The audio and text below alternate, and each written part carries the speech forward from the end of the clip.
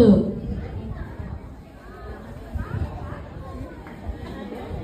Tokoh ini merupakan anak kepada pasangan guru.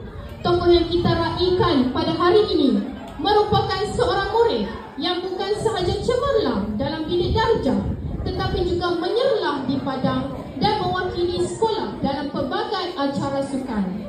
Namun yang lebih membanggakan, tokoh kita merupakan atlet muda yang berjaya membawa nama sekolah ke tahap tertinggi. Antara pencapaiannya dalam STEM, peringkat antarabangsa Indonesia 2025 di UUM pingat gangsa, pingat emas dalam virtual comic event anjuran UITM, pencapaian emas dalam inovasi tajaan Yayasan Hasanah.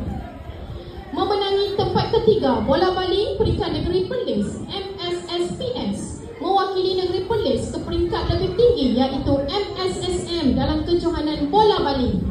Beliau juga seorang yang aktif dalam permainan bola sepak selain olahraga.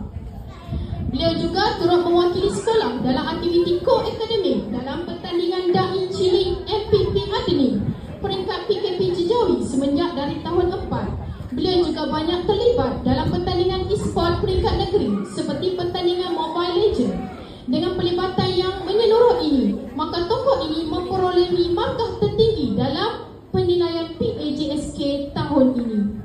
Keberanian, komitmen dan daya kepimpinan beliau menjadikan contoh terbaik kepada rakan-rakan. Maka dengan penuh rasa bangga, pihak sekolah menganugerahkan tokoh co-curriculum 2025 kepada seorang murid yang telah mengharumkan nama sekolah dalam pelbagai lapangan sukan dan co-curriculum. Hadirin sekalian, marilah kita sama-sama memberikan tepukan yang paling gemuruh kepada Muhammad Hadi bin Muhammad Husni atas tokoh co-curriculum kita pada hari ini. Dipersilakan.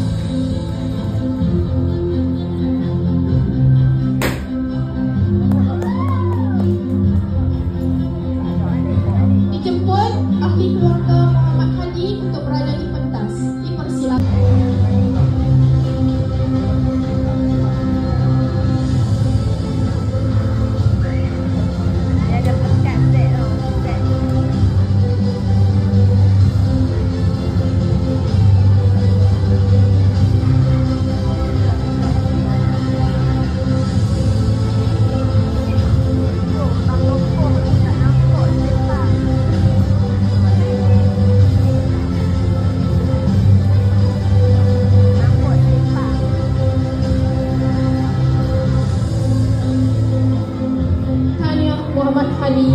Semoga